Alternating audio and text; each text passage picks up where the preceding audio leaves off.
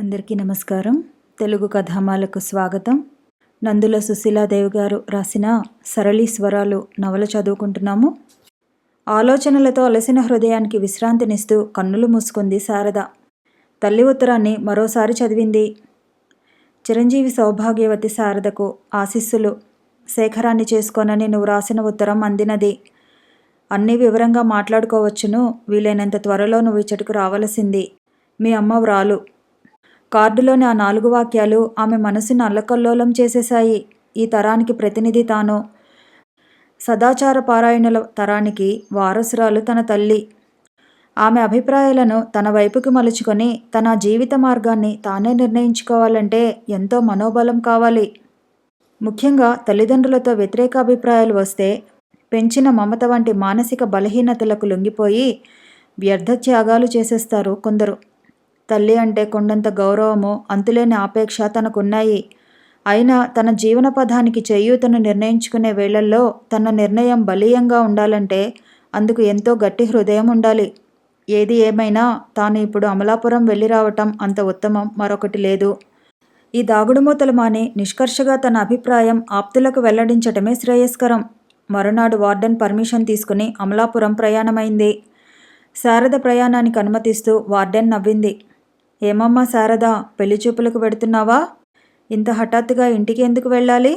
ఆ 40 ఏళ్ల కన్యకు వివాహం అంటే తగని మోజు.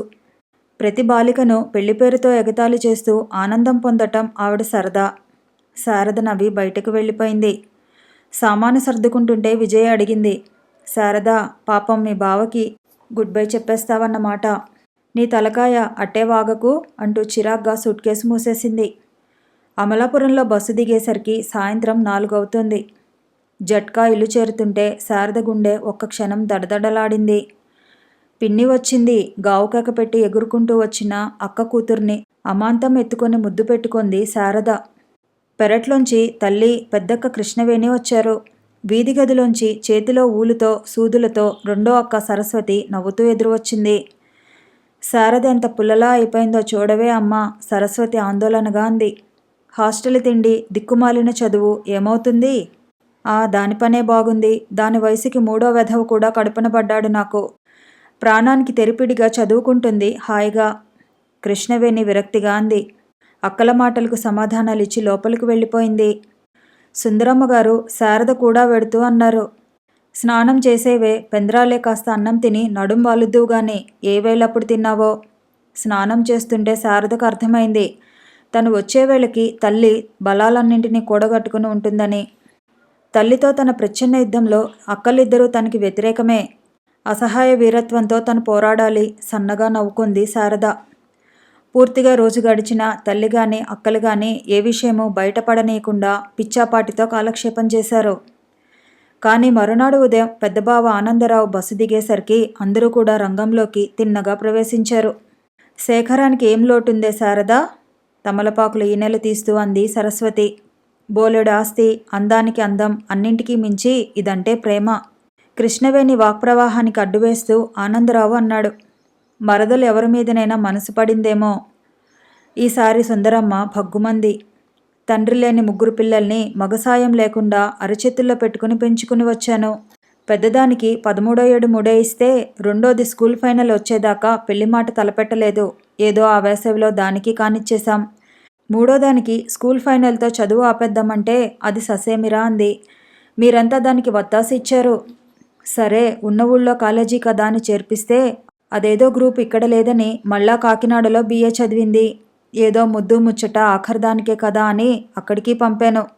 అదయ్యాక విశాఖపట్నం వెళ్ళి పై చదువు చదువుతానంటే వద్దు మర్రో అన్నా నా మాట ఎవరు విన్నారు? చదువుతుంది సరేనంటే ఈ ఉప్పలాం వచ్చిపడింది. నిక్షేపం లాంటి మేనరికాన్ని కాదంటుంది.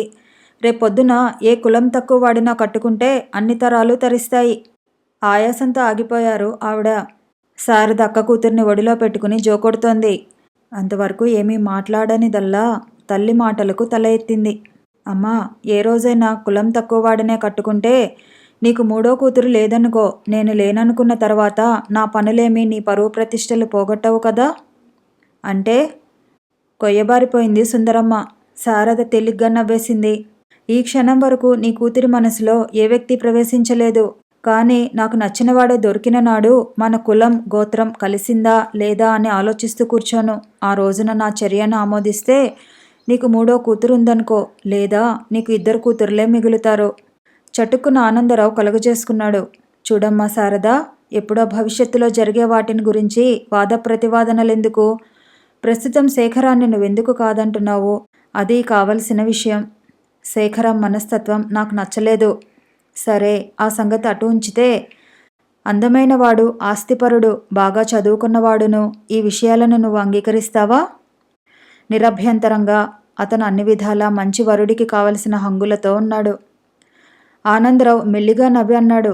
శేఖరం నీకు బాగా తెలుసు కనుక అతని మనస్తత్వం నీకు తెలిసింది. అదే అతను విడిగా నీకు పరిచయమే అయి అతను సంస్కారవంతంగా మాట్లాడితే అతని స్వభావం నీకు తెలిసేటందుకు ఉన్న అవకాశాలు ఎన్ని? శారద కొంచెం సందేహించింది. మళ్ళీ ఆనందరావే మాట్లాడాడు. సరేనమ్మా, నీకు అతను నచ్చలేదు, మరి తరువాతైనా ఎవరో ఒకరిని పెళ్లి చేసుకోవాలి కదా. ఈ శేఖరం విషయంలో నీ వైఖరి చూడగా నీకు వరుడి ఆస్తిపాస్తులు అంతస్తుల కంటే అతని వ్యక్తిత్వమే ప్రధానమని నీ ఊహలా ఉంది. మరి నువ్వు కోరుకునే వ్యక్తిత్వం గల యువకుడు నీకెట్లా తారసపడతాడు? బావా, నువ్వు ఇందాక అడిగిన ప్రశ్నకి ముందు సమాధానం చెప్పని. శేఖరం నాకు బంధువుగా కాకుండా ఓ స్నేహితుడిగా పరిచయమైతే అతడి స్వభావం తెలుసుకునేటందుకు అవకాశాలు లేవని అన్నావు. కానీ ఏ మనిషి స్వభావమైనా కొన్ని నెలల పరిచయంలో చాలా వరకు మనం అంచనా వేయగలమనుకుంటాను. నిండు మానవత్వంతో, బలమైన అభిప్రాయాలతో నా వ్యక్తిత్వాన్ని గౌరవిస్తూ తన వ్యక్తిత్వాన్ని కాపాడుకునే వ్యక్తి పరిచయమైతేనే కానీ నేను వివాహమే చేసుకోను. ప్రస్తుతం మా తరంలో చాలామంది యువకుల బలహీన తత్వం నాకు సరిపడదు. వీళ్ళందరికీ జీవితం మీద స్థిరమైన అభిప్రాయాలు లేవు. స్వార్థం తప్ప ఇప్పటి యువకులలో ముఖ్యమైన గుణాలే లేవు. విద్యావంతులైన కొద్దీ సంకుచిత తత్వం మరీ హెచ్చిపోతుంది. కానీ నేను కోరుకునే పరిపూర్ణ వ్యక్తిత్వం గల యువకుడు ఏనాడో నాకు తప్పక పరిచయం అవుతాడు. లేనినాడు నేను కన్యగానే జీవితాంతం ఉండిపోతాను. జీవితంతో రాజీపడి బలహీనుడైన వ్యక్తిని చేపట్టి తర్వాత ఏదో అసంతృప్తితో జీవితాన్ని గడిపే బదులు నిర్విచారంగా అవివాహితగానే ఉండిపోతాను. వివాహం ఒక్కటే నా జీవిత ధ్యేయం కాదు. ఈ సంఘానికి ఎన్నో విధాలుగా నేను ఉపయోగపడవచ్చునేమో. ఆత్మవిశ్వాసంతో, నిండు సంకల్పంతో చెబుతున్న ఆ యువతి మాటలకు కాస్త చెల్లించాడు ఆనందరావు. కానీ జీవితాన్ని కాచివడబోసిన వ్యక్తి కావటం వల్ల మళ్ళా వాదనని కొనసాగించాడు. మనం ఉన్న సాంఘిక పరిస్థితులలో ఈ తెలుగుదేశంలో యువతీ యువకులకు స్నేహానికి ఆస్కారమే లేదు. ఒకరి మనస్తత్వాలు మరొకరికి అర్థమయ్యేటంత ఆత్మీయత ఎక్కడో కానీ పెంపొందదు. చూడు, ఈ కో ఎడ్యుకేషన్ చూద్దాం.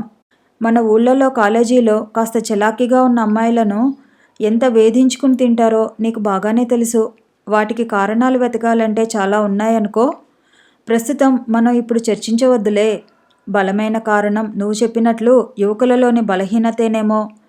సరే, ఇంతకు చెప్పవచ్చేది మన ఆడపిల్లలకు మగవాళ్ళతో స్నేహాలు చేసే అవకాశాలు చాలా తక్కువ.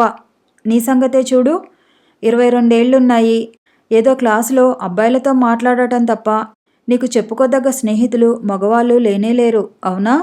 మెల్లిగా తల ఊపింది శారద. అంటే నువ్వు కోరుకునే వ్యక్తి నీకు తారసపడే అవకాశాలు చాలా తక్కువ అని ఒప్పుకోవాలి. కానీ నీకు నీ జీవిత భాగస్వామి మీద ఎన్నో కలలు ఉన్నాయి. అవి తీరాలి కదా. నువ్వు అనుకునే బలమైన వ్యక్తిత్వం ఉన్న పురుషుడు నీకు దొరకాలి. ఇవన్నీ సంభవాలనే చెప్పలేము. అట్లాగే అసంభవం కూడా కాకపోవచ్చును. శారద సూటిగా అంది. బావా, ఇంత వివరంగా నా సమస్య నీకు అర్థమైనందుకు చాలా సంతోషంగా ఉంది. నీ మాటల్లోనే నీకు చెబుతున్నాను. నిజంగా నాకు నచ్చిన వ్యక్తి నాకు దొరకాలి. ఏ స్నేహితుల ద్వారానో, నీ బోటి ఆప్తుల ద్వారానో అటువంటి వ్యక్తి నాకు పరిచయం అవ్వవచ్చును, లేదా నాకే తారసపడవచ్చును. ఏదైనా అది కాలమే నిర్ణయిస్తుంది. నా మనసుకి తగిన వ్యక్తి తారసపడకపోయినా జీవితం వ్యర్థమైపోతుందని నేను అనుకోను.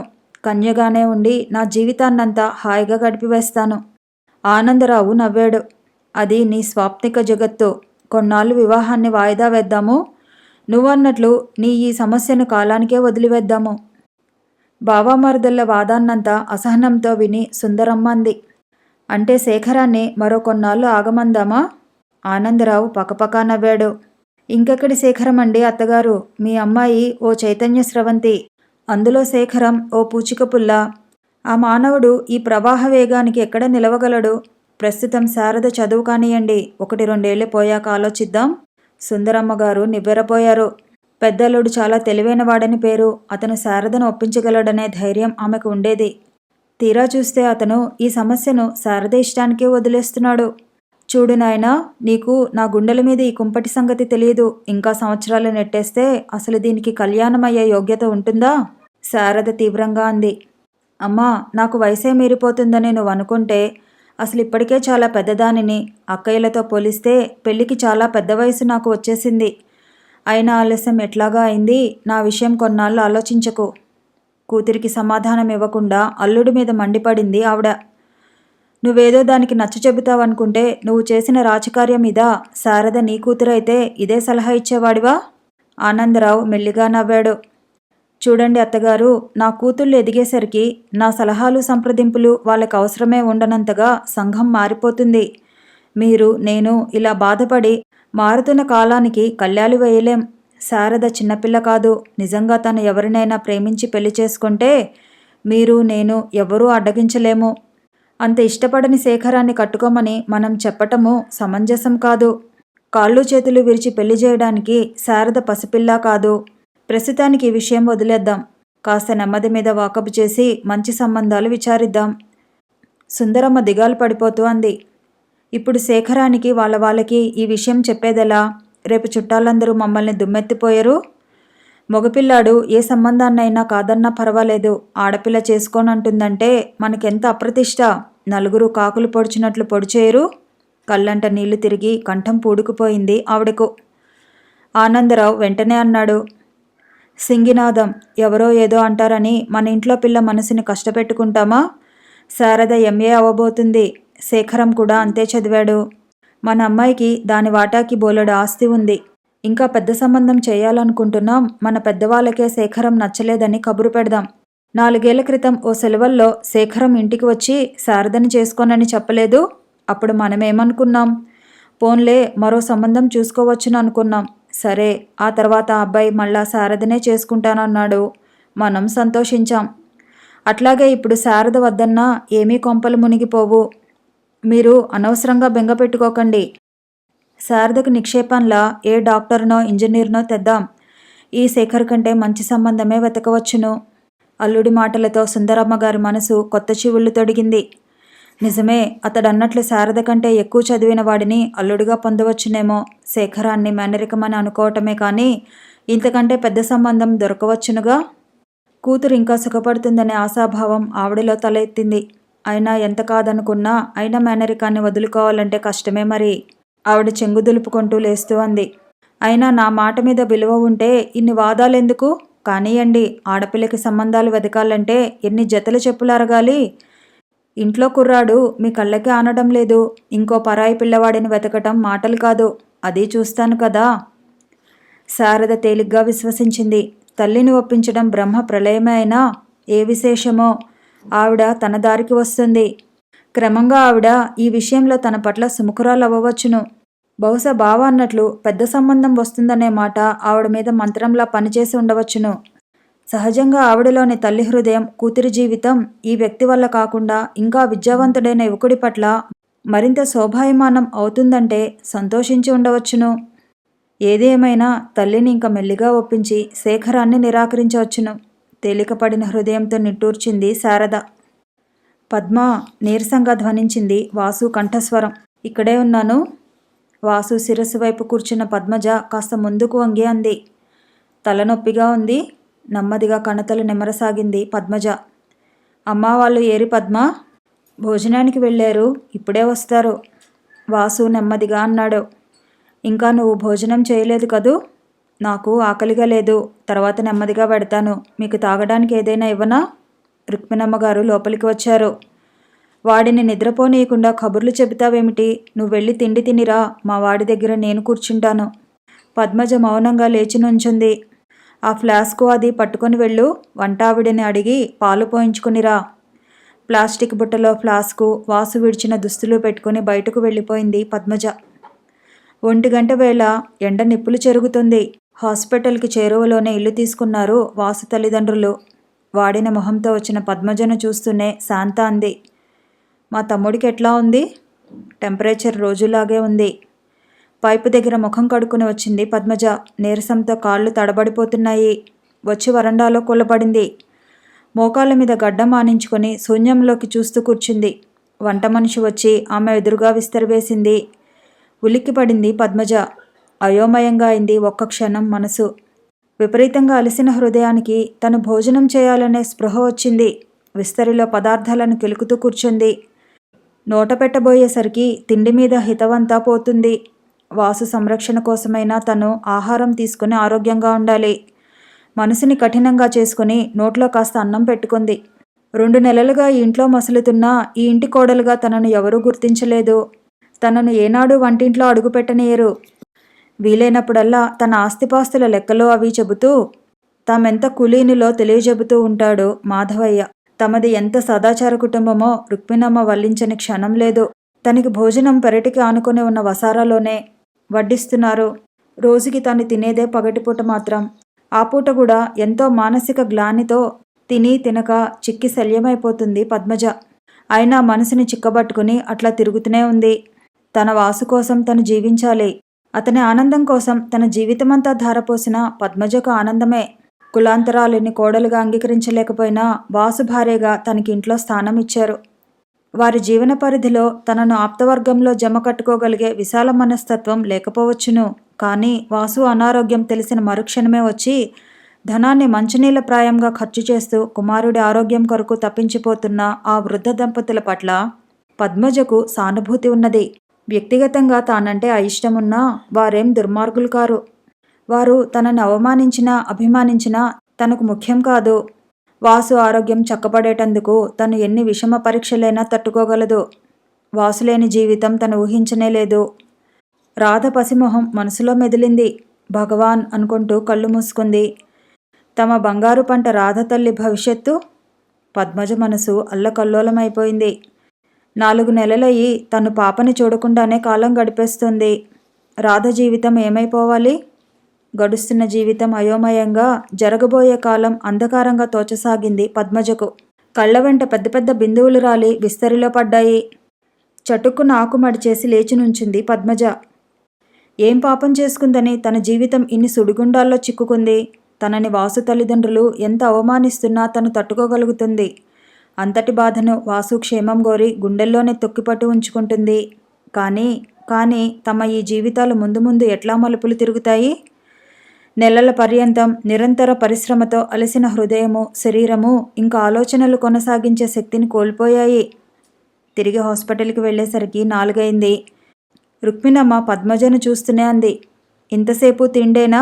ఏ జామైంది వెళ్ళి? కోడలుగా ఇతరత్రా ఆవిడ పద్మజకు ఏ విధమైన గుర్తింపు ఇవ్వలేదు. కానీ ఆమెను చీటికి మాటికి సాధించడంలో, అంతరాంతరాలలో ఆమెకు తెలియకుండానే ఆమెలో అత్తగారి దర్పం మెదులుతుంది. పద్మజ ఎప్పుడూ ఆవిడికి సమాధానం ఇవ్వదు. ఇప్పుడు ఫ్లాస్క్లోంచి గ్లాసులోకి పాలు వంపుతూ మాట్లాడలేదు. ఓవల్టీన్ కలిపి వాసు దగ్గరగా వెళ్ళి అతని చేతికి గ్లాసు అందించింది. ఒక్కసారి ఇద్దరి కళ్ళు కలుసుకున్నాయి. చటుక్కున కళ్ళు వాల్చుకుంది పద్మజ. వాసు హృదయం పద్మజ పట్ల ద్రవీభూతమైపోతుంది. కళ్ళల్లో ప్రాణాలు పెట్టుకుని ఉన్న పద్మజను చూస్తుంటే అతని మనసు శతధా విశీర్ణమైపోతుంది. తిన్నగా సంస్కరించుకొని కేశాలతో నలిగిన చీరతో ఉన్న పద్మజ కృశించిన శరీరం అతనిలో బాధావీచికల్ని రేపింది. తన వివాహమైన తొలి రోజుల్లోనే పద్మజ ఆకారం మనసులో తలుక్కుమంది. ఎంతటి వ్యధను దాచుకునే నిండు హృదయం, ఎంతటి క్లిష్ట సమయంలోనూ చెదిరిపోని ఆత్మస్థైర్యం, ఇవే పద్మ పట్ల తను ఆకర్షించబడటానికి ముఖ్య కారణాలు. పరిపూర్ణారోగ్యంతో సదా చిరునవ్వుతో ఉండే ఆ పద్మజ ఈమెనా? తల్లి బయటకు వెళ్ళిపోయాక పద్మజను దగ్గరగా పిలిచాడు. పద్మజ సంశయిస్తూ వచ్చి కూర్చుంది చేరువగా. వాసు కళ్ళల్లో నీళ్లు తిరిగాయి. పద్మజ కంగారు పడింది. ఛా, ఇదేమిటి? పద్మ, నిన్ను నా వాళ్ళు ఎంత వెలిగా చూస్తున్నారో నాకు తెలుసు. నా కోసం నువ్వు నవ్వుతూ తిరుగుతున్నావు.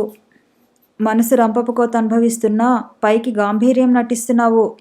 నిన్నే విధంగా ఓదార్చాలో? అతని పెదవులను మృదువుగా చేతితో మూస్తూ అంది పద్మజ. మీరు కూడా నన్ను పరాయిగా భావిస్తున్నట్లు ఈ మాటలు ఏమిటండి? మీరు పూర్తి ఆరోగ్యంతో కోలుకోవాలి. అంతకంటే ప్రస్తుతం నాకు మరో ఆలోచన లేదు. వారి పద్ధతులు వారివి. నన్ను ఇక్కడ ఉండనిస్తూ ఆదరిస్తున్నారు. పన్నెత్తి ఎవరూ పరుషవాక్యం పలుకలేదు. నా కోసం వారి ఆచార వ్యవహారాలు ఎందుకు మార్చుకోవాలి? వారి కుమారుణ్ణి వాళ్ళకిన్నాళ్ళు దూరం చేసిన దానిని, మీరు అనారోగ్యంతో ఉన్నప్పుడు మంచి మందులు ఇప్పించుకోలేని అశక్తురాలిని. వారి సహాయం అర్థించినప్పుడు 2 చేతుల వారి ఆదరణ అందజేశారు. అంతకంటే నేను కోరుకునేదేముంది? మీరు అనవసరంగా ఇటువంటి ఆలోచనలు పెట్టుకోకండి. వాసు అన్నాడు. నిజంగా? మనస్ఫూర్తిగా చెప్పు. అసలే నీకు అభిమానం హెచ్చు. నిజంగా నువ్వు హాయిగా ఉన్నావా పద్మ? బాధతో ఎరుపెక్కిన కళ్ళతో అంది పద్మజ. నేను హాయిగా ఉండగలనని ఎట్లా అనుకున్నారు? మీరు హాయిగా ఉన్ననాడే మీ పద్మ సంతోషంగా ఉంటుంది. మీరు పొందని సుఖాన్ని ఏది పద్మజ పొందలేదు. వాసు పద్మజ చేతిని తన చేతిలోకి తీసుకుని నిమురుతూ ఉండిపోయాడు. చాలాసేపు అయ్యాక నెమ్మదిగా అన్నాడు. పద్మ, నాకు ఒక్క మాట ఇవ్వగలవా? పద్మజ తల ఎత్తి ప్రశ్నార్థకంగా చూసింది. నా చేతిలో చేయివై పద్మ. పద్మజ అభిమానం నిండిన కంఠంతో అంది. ప్రమాణాలతో మనిషిని కట్టివేయలేరు. నా మాట ఒక్కటే నాకు ప్రమాణం. సరే, అయితే నేను ఒకటి అడుగుతాను, చేయగలవా? మీరు అడిగేదేది కాదనే శక్తి నాకు లేదు. చూడు పద్మ, నువ్వు బాధపడకుండా నేను చెప్పేది విను. ఇద్దరం ధైర్యంగా ప్రస్తుత పరిస్థితిని గురించి ఆలోచిద్దాం. నా ఆరోగ్యం క్షీణిస్తుంది. ధైర్యంగా ఉండు పద్మ. ఇప్పుడు నేను చెప్పబోయేది. శోకంతో పెదవి అదురుతుంటే మనసుని నిగ్రహించుకుంటూ మౌనంగా అతనిని చూసింది పద్మజ. రాధ సంగతి ఆలోచించు పద్మ. నా ఆరోగ్యం బాగుపడాలనే అందరి కోరిక. నాకు ఆరోగ్యవంతుని అవ్వాలనే మనసా ఉంది. కానీ విధి వక్రించి నేనేమైనా రాధని గురించైనా నువ్వు ధైర్యంగా ఈ ప్రపంచంలో బ్రతుకు గడపక తప్పదు. పద్మ, నువ్వు ఆరోగ్యాన్ని నిర్లక్ష్యం చేస్తున్నావు. నీకు నేనే కాక రాధ కూడా ఉంది. అది మర్చిపోకు పద్మ. వాసు అంటూ కట్లు తెగిన శోకావేగంతో వణికిపోయింది పద్మజ. అవును పద్మ, నాకు నువ్వు ఇవ్వవలసిన మాట ఇదే. పద్మ ప్రాణానికి ప్రాణమైన వాసు లేకపోయినా వాసు ప్రతిరూపమైన రాధ కొరకైనా పద్మజ జీవించి తీరాలి. ఇదే నీ వాగ్దానంగా నేను తీసుకుంటాను. చెప్పు పద్మ. నువ్వు మాట్లాడలేకపోతున్నావు కదూ? అందుకనే నా చేతిలో చేయి వేయి. ఇంక నేను నిర్విచారంగా ఉంటాను. కొన్ని రోజులుగా నన్ను వేధించుకుని తింటున్న బాధ ఇదే. చెప్పు పద్మ, ప్లీజ్. సమస్తమైన ధైర్యం అణగారిపోగా అణువణువున వేదనతో చెలించిపోతుండగా మనసంతా దుఃఖంతో ముక్కలు ముక్కలవుతుండగా అతని చేతిలో చేయి కలిపి అతని పక్కగా విపరీతమైన వేదనతో వాలిపోయింది పద్మజ. చెదిరిన ఆమె కురులను సవరిస్తూ నిట్టూర్చాడు వాసు తృప్తిగా.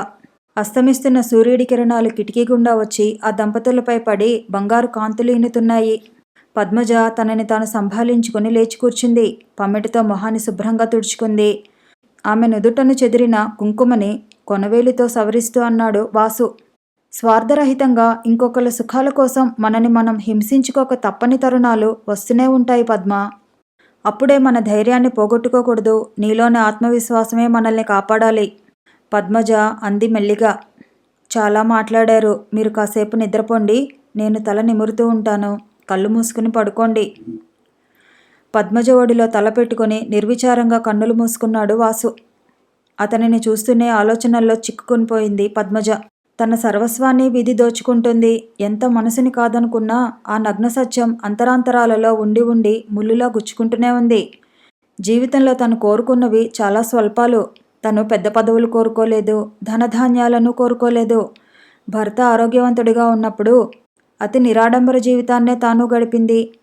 ఇద్దరూ కలిసి సంపాదించే ధనంతో పొదుపుగా తాను సంసారాన్ని గడిపి అందులోనే స్వర్గ సౌఖ్యాలను సృష్టించుకుంది. ఈనాడు వాసు తల్లిదండ్రులను చూశాక కానీ వాసు ఇంతటి ధనిక కుటుంబంలోని యువకుడుగా తను ఊహించనే లేకపోయింది. తను ఆశించినవి స్వల్పాలు. తన కుటుంబపు సౌభాగ్యాన్ని మించి తాను జీవితంలో పెద్ద ఆశలు పెంచుకొనలేదు. సుఖస్వప్నంలా సాగిపోతున్న తన సంసారంలో ఈ విషమ పరిస్థితులను ఎదుర్కోవాలని తనెప్పుడూ ఊహించలేదు.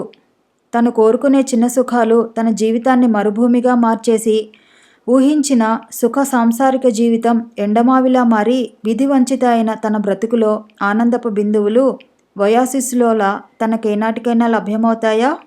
క్షీణించిన భర్త వదనంలోకి చూస్తుండగా ఆమె కన్నులలో గిర్రున నీరు తిరిగింది.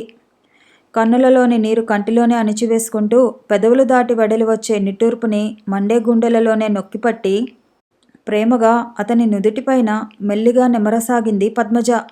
కాలం భారంగా అడుగులు వేసింది. కథ కొనసాగుతుంది. మళ్ళీ కలుసుకుందాము. ఈ వీడియో నచ్చితే లైక్ చేయండి, షేర్ చేయండి, కామెంట్ చేయండి, ఛానల్ని సబ్స్క్రైబ్ చేయండి.